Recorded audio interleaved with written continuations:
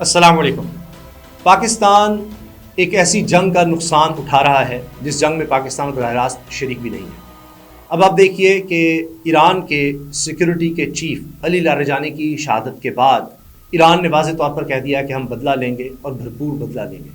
और अभी ही आगाज़ में ही बदले के आगाज़ में ही इन्होंने कहा है कि हमने 200 लोगों को मार दिया है, 100 से ज़्यादा मिसाइल हमले किए हैं और इसमें ज़्यादा निशाना हमें इसराइल नज़र आ रहा है। हत्ता कि ईरान के सहाफ़ी दावा कर रहे हैं कि नेतन्याहू कोमे में है और शदीद ज़ख्मी है, इसराइल के वज़ीर-ए-आज़म। अब ये बहुत ज़्यादा बात होने लग गई है, बहुत ज़्यादा इस पर सोशल मीडिया पर बहस हो रही है, हत्ता कि आर्टिफिशियल इंटेलिजेंस की मदद ली जा रही है। जिस तरह एक्स पर रॉक से पूछा जा रहा है कि जी ये वीडियो सही है नहीं सही, क्योंकि नेतन्याहू की बार बार वीडियोज़ आ रही हैं और जो वीडियो आती है अगली एक और वीडियो लाना मजबूरी बन जाती है, क्योंकि पहली वीडियो में कई सवाल उठ जाते हैं। एक वीडियो आई तो उसमें उनका हाथ सही नज़र आ रहा था, बहुत से लोगों ने कहा ये तो आर्टिफिशियल इंटेलिजेंस के ज़रिए ये वीडियो बनाई गई है। फिर एक और वीडियो कॉफ़ी शॉप में आई जिसमें नज़र आ रहा है कि कॉफ़ी सही तरह नहीं नज़र आ रही, वो गिर नहीं रही, पी रहे हैं लेकिन कॉफ़ी कम नहीं हो रही, ये क्या है।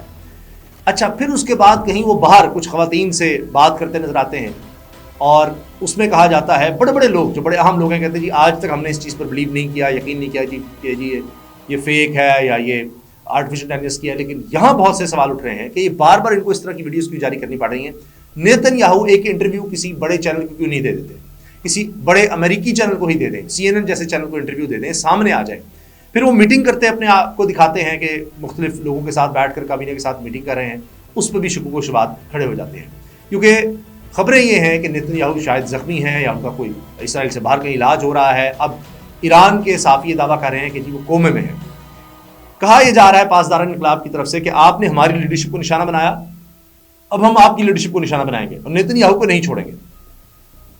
ईरान की सिक्योरिटी पर बहुत से सवाल उठाए जा रहे हैं कि क्या वजह है कि पहले सुप्रीम लीडर को टारगेट किया जाता है आगाज़ में ही, उसके बाद कई और लीडर्स को टारगेट किया जाता है और अब अली लारिजानी जो उनके बेहतरीन दिमागों में से एक दिमाग थे, फिलोसोफर भी थे, आला तलीमी याफ्ता थे।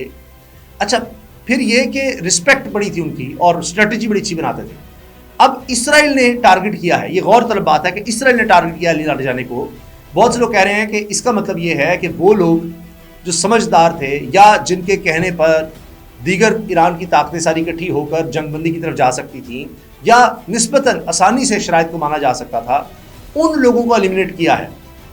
आप देखिए कि सुप्रीम लीडर के बाद उनका बेटा अगर आता है तो वो ज़्यादा हार्ड लाइनर, ज़्यादा सख्त आप देखिए स्टांस लेता है कि जी हम बदला लेंगे, हम जंगबंदी की तरफ नहीं जाएंगे जब तक हमारा बदला पूरा नहीं हो जाता। इसी तरह अली लारिजानी को हटाने का मतलब या उनको शहीद करने का मतलब ये है कि उनकी जगह कोई और उनसे ज़्यादा सख्त मौक़िफ़ रखने वाला शख्स आ जाएगा। तो इसराइल ने क्या किया है, इसराइल चुन चुन कर उन लोगों को टारगेट कर रहा है जो मामले को सुलझाने में, जंगबंदी में बैठने में ज़्यादा आसानी से बातचीत की तरफ आ सकते थे। यानी इसराइल चाहता है कि जंग हर सूरत तवील हो, लंबी हो और अमेरिका को इस्तेमाल करते करते वो ईरान की तबाही में आगे बढ़े। इसराइल का मफाद इसमें है।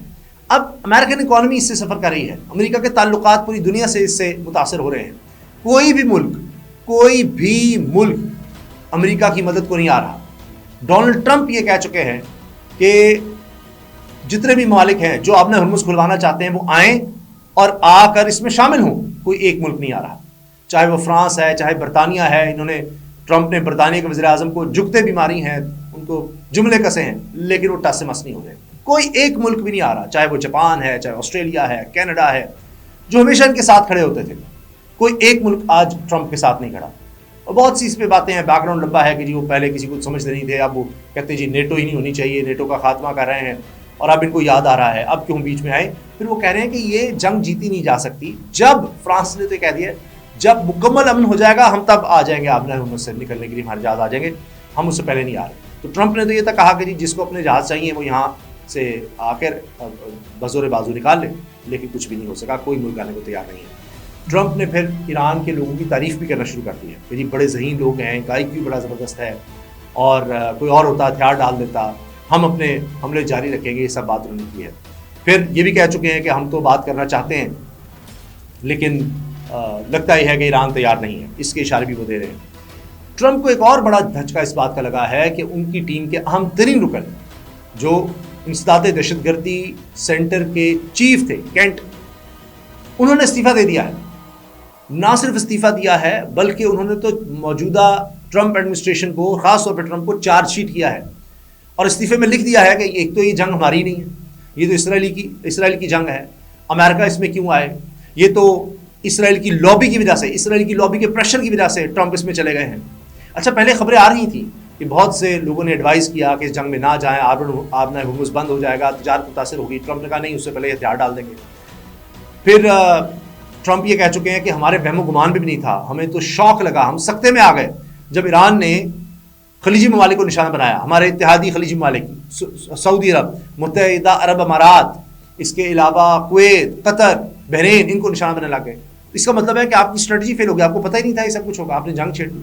اچھا، اب یہی باتیں ایڈمنسٹریشن کے لوگ کچھ کر رہے تھے، کچھ کر رہے ہیں. ابھی ایک استعفیٰ اور آ سکتا ہے، اس کے بعد ایک اور آ سکتا ہے.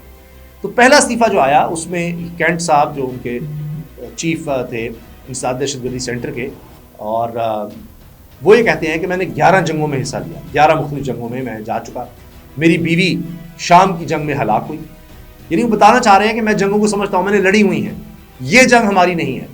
اور سب سے بڑی بات یہ ہے کہ ایران کی طرف سے ہمیں کوئی فوری خطرہ نہیں تھا. یہ ان کا سیکیورٹی کا چیف کہہ رہا ہے کہ ہمیں کوئی فوری خطرہ نہیں تھا ایران سے، یہ ہماری جنگ ہی نہیں تھی. تو دیکھیے کہ وہاں پر امریکہ، اسی لیے امریکہ ہے کہ وہاں پر جب لوگ استعفیٰ دیتے ہیں وہ بات کر کے جاتے ہیں، ان کے خلاف کوئی ایکشن نہیں ہو سکتا، اس کو غائب نہیں کیا جا سکتا، اس کو لاپتہ نہیں کیا جا سکتا، اس کے اوپر اس طرح مقدمہ نہیں چلایا جا سکتا، اس کو سبق نہیں وہ سکھا سکتے اس طرح کہ امریکہ میں اب بھی یہ چیز ہے. تو کھل کر کم از کم بات کر سکتے ہیں، اور اسی نے اگر بچانا ہے تو امریکہ کو بچانا ہے، کیونکہ اب یہ باتیں ہونے لگی ہیں. فائنینشیل ٹائمز لکھ رہا ہے، دیگر جرائد لکھ رہے ہیں کہ جی اب امریکہ سپر پاور نہیں رہا، اب اس کا سپر پاور کا اسٹیٹس ختم ہو گیا ہے، اور تاریخ میں یاد رکھا جائے گا جی ایک جنگ تھی جس کے ذریعے ان کا یہ اسٹیٹس ختم ہوا ہے. یہ باتیں ہوں گی تو ٹرمپ کو یاد رکھا جائے گا. بہت سے لوگ کہہ رہے ہیں جی 40 سال سے نیتنیاہو کوئی شخص ایسا ڈھونڈ رہے تھے، ایسا امریکن پریزیڈنٹ آئے جو ایران کے ساتھ جنگ چھیڑ دے، ایران کی جنگ لڑے، ایران میں پوری طرح انوالو ہو جائے، اور آخرکار ٹرمپ کی شکل میں نیتنیاہو کو مل گیا. پھر بہت سے لوگ کہہ رہے ہیں جی ایپسٹین فائلز کی وجہ سے ہوا ہے، امریکہ میں بیٹھے لوگ یہ بات کر رہے ہیں. یہ سب چیزیں چلتی ہیں، لیکن اب بات یہ ہے کہ جنگ تو چڑ چکی ہے. اور اس طرح میں نے عرض کیا کہ اب تو ایران کہہ رہا ہے جی ہم بدلہ لیں گے، علی لاریجانی کا بھی بدلہ لیں گے، ابھی ہم نے جنگ نہیں ختم کرنی. اور فوری طور پر انہوں نے ٹارگٹ کرنا شروع کر دیا خلیجی ممالک کو، پھر سے پہلے سے زیادہ بڑے لیول پر اسلحے کا استعمال شروع کر دیا ہے. ابھی ہمیں نظر آ رہا ہے کہ سب سے زیادہ جو ممالک ٹارگٹ ہو رہے ہیں ایران کی طرف سے، ان میں متحدہ عرب امارات سر فہرست ہے. سب سے زیادہ میزائل اور ڈرون UAE میں چلائے گئے ہیں. امریکی کمپنیوں کو کہہ دیا گیا ہے یہاں سے نکل جائیں، ہم ان کو بھی ٹارگٹ کریں گے. سٹی گروپ جو سب سے بڑا بینک کا گروپ ہے وہ نکل رہا ہے. پھر یہ چیز نظر آ رہی ہے کہ دیگر ممالک میں بھی حملے تیز کر دیے ہیں. بغداد میں سب سے بڑے حملے کیے گئے ہیں امریکن بیس پر، جو سب سے بڑی بیس کہی جاتی ہے یا سفارت خانہ کہا جاتا ہے، وہاں پر حملے کیے گئے ہیں. خدشات یہ ظاہر کیے جا رہے ہیں کہ بغداد کے اندر سے ہی، وہاں سے بھی راکٹ فائر کیے گئے ہیں. وہاں اندر کو ملیشیا ہے جس نے وہیں سے امریکن کو ٹارگٹ یا امریکن انٹرسٹ کو یا کیمپس کو ٹارگٹ کرنا شروع کر دیا. تو جنگ ہی پھیلتی نظر آ رہی ہے. واضح طور پر ایران نے کہہ دیا ہے جہاں آپ ہمیں نشانہ بنائیں گے ہم اسی طرح سے جواب دیں گے. یعنی اگر تیل کی تنصیبات کو نشانہ بنایا تو تیل کی تنصیبات، امریکہ کی تنصیبات نہیں پہنچیں گے تو یہاں خلیجی ممالک کی تنصیبات کو نقصان پہنچائیں گے، جس سے براہ راست نہ صحیح لیکن انڈائریکٹلی امریکہ کو بھی نقصان ہوگا. تیل کی قیمتیں بڑھتی چلی جا رہی ہیں، رک نہیں رہی، اور ابھی تک جنگ رکنے کا نام نہیں لے رہی. اس میں ہلاکتیں بڑھ گئی ہیں. اب تک امریکہ نے جو خود کہا ہے 13 ان کے فوجی ہلاک ہو چکے ہیں، جن میں کئی جہاز ان کے تباہ ہوئے ہیں. اس کے علاوہ 15 اسرائیلی کم از کم مارے گئے ہیں. یہ خود جو اعداد و شمار ہے. ابھی بتایا گیا کہ جو بڑے حملے ہوئے ہیں اسرائیل میں، ان میں بہت زیادہ لوگ زخمی ہیں، سینکڑوں کی تعداد میں زخمی ہیں. اور آہستہ آہستہ سٹاک پائل جو ان میزائل کو روکنے کے لیے استعمال ہوتی ہے وہ بھی کم ہو رہی ہے. تو اس جنگ میں نقصان بڑھتا چلا جا رہا ہے. پاکستان کی بات کی جائے تو پاکستان پر پریشر بڑھ رہا ہے، کس طرح اس جنگ کو رکوائیں.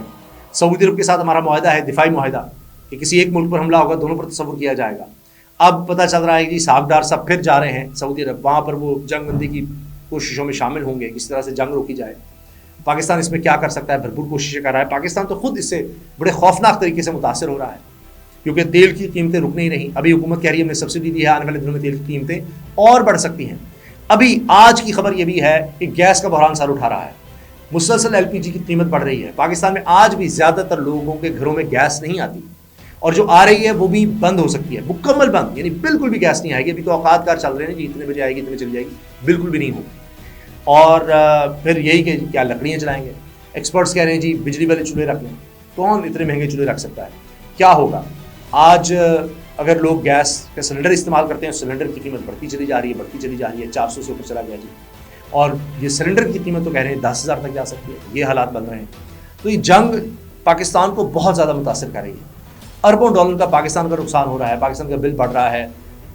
خلیجی ممالک سے ہمیں سب سے زیادہ ترسیلات زار آتی تھیں، جن میں UAE آگے تھا، پھر سعودی عرب ہے، دونوں تقریباً برابر چل رہے تھے. یہ ممالک متاثر ہو رہے ہیں. تو آنے والے دنوں میں ہمیں 3 سے 4 ارب ڈالر ترسیلات زر میں کمی کا سامنا ہو سکتا ہے. ایکسپورٹس ہماری پہلے نیچے جا چکی ہیں. پھر جو ہمیں تیل کے لیے ڈالرز دینے ہیں اس میں اضافہ ہوتا نظر آ رہا ہے. اوپر سے ہماری کمائی کم ہو رہی ہے. ابھی تو سولر کا آپ دیکھیے، سولر پر حکومت خلاف ہو گئی تھی جی، سولر پینل لگ گئے، وہاں لگ گئے. کہا جا رہا ہے پاکستان 6 سے 7 ارب ڈالر بچا رہا ہے، ورنہ اس بحران میں بہت تباہی ہوتی، ہماری تو بجلی نہ آتی. یہ حال ہو گیا ہے. یہ سولر کی وجہ سے لوگوں نے گھروں پہ سولر لگائے ہیں، اپنی بجلی بنا رہے ہیں اور ایکسپورٹ کر رہے ہیں، گورنمنٹ کو دے رہے ہیں. گورنمنٹ وہ پھر مہنگے داموں واپس بیچتی ہے. تو یہ اب تو ثابت ہو گیا کہ سولر کی وجہ سے پاکستان کو بہت سہولت ہوئی. اچھا، آخر میں ذکر کر دوں افغانستان کا.